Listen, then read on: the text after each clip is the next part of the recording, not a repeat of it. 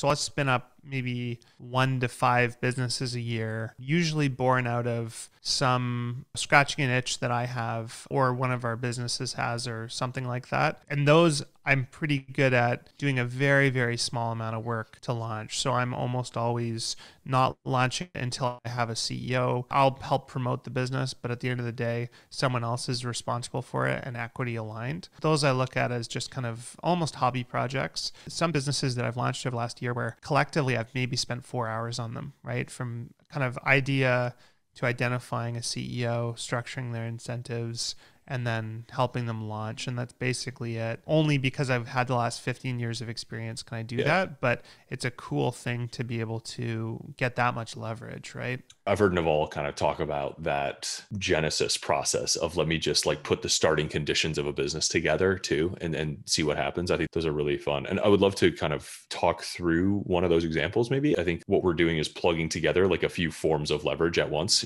capital and people and the tools and the products, and maybe pick a recent example that you're excited about. And we can talk through what the actual pieces were that you brought together. One of the hardest things about running a group of companies is that you get kind of enticed by synergy. We looked, for example, across all of our P&Ls, and we were spending hundreds of thousands of dollars a month with Amazon on EC2 and S3. And Chris and I started brainstorming, and we said, oh man, if we got everyone together, we could negotiate this collectively and all this other stuff. But over and over and over again, we've learned that that's the wrong thing to do. When you go to a CEO and you dictate, hey, we're going to, you're totally in control, but we're going to take this piece from you, or we're going to make you waste your time on a phone call you don't want to be on to figure this out.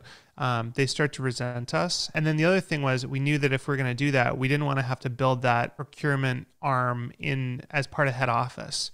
And so we said, well, this is a business that should exist. We looked around. We couldn't find a business that did this. We started using this guy to help us negotiate random stuff. If we're making big purchases at head office, I would just go to this guy who loved to negotiate. And I'd say, look, I'll give you 20% of whatever you save. Yeah. And he just became my go-to. And he was amazing. He was really good at not being a jerk, but getting us really good discounts. We together spun up this business called Buyer. And the idea was, hey, this is a problem we have as a group, but we're not going to build it at head office. We're going to build this company, and none of the companies are obligated to use them. And this company lives and dies based on its own P&L. So if Kimia isn't sourcing leads from within the Tiny portfolio, he's going to have to go find those elsewhere on the internet. That's a form of, we're finding a problem that we have, we're solving it for ourselves, but at the same time, we're creating this independent business and we're not synergizing.